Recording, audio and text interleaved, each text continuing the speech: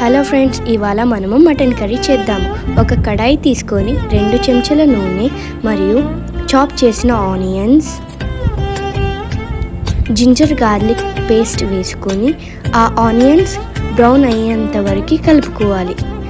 దాని కొద్దిసేపటి తర్వాత మనము సన్నగా తరుపుకున్న కొత్తిమీరని వేసుకొని పసుపును వేసుకొని కలుపుకోవాలి. కొద్దిసేపటికి మన తగినంత కారం వేసుకొని బాగా కలుపుకోవాలి. అంతా కలిపినంత వరకు కొద్దిసేపు మగ్గడానికి ఉంచాలి.